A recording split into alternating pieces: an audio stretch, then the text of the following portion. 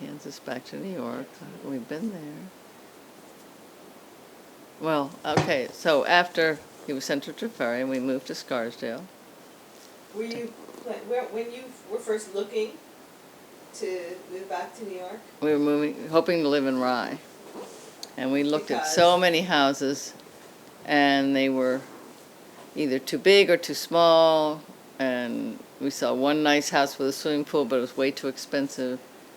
So we were getting a little worried because we'd been looking for months, 6 months, and we hadn't found a house, and we had to move back. So I said, okay, I guess we should look in Scarsdale, but I didn't really want to go backwards and move back to Scarsdale, but we did. And we found a very nice house that we would not have bought without my mother's vision, because it was dingy, an older woman, whatever that is, an older.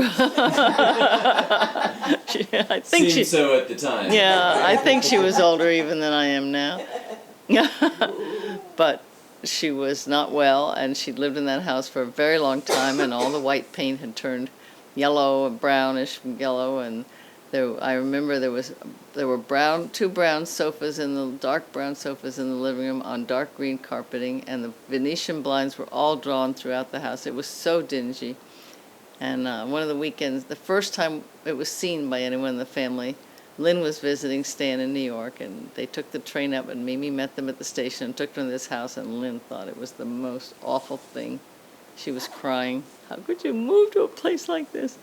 And it turned out to be a beautiful, wonderful house. So Especially after you put in a pool, right? Yeah, but even before, it was a really nice house. We redid the kitchen, and we painted it and tore out the carpeting, and I don't know, but it was a nice house. It was nice. And then we did build a pool, but we moved there in 1980. We built the pool in 86. So we didn't, and that was nice. So Lynn and Susie went to the middle school. Lynn started in 10th grade, where she suffered like Andy did in 7th grade.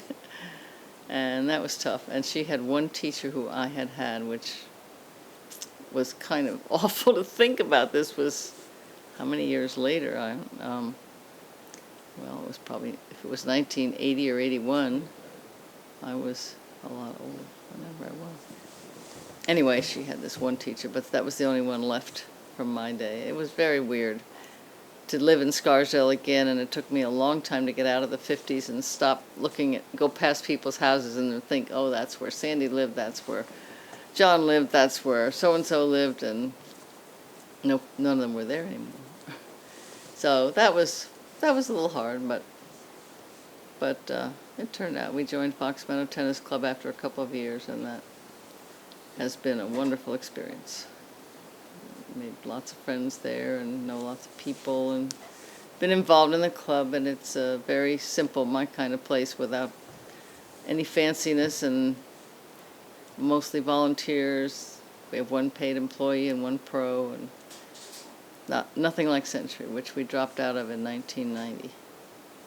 So it's been nice.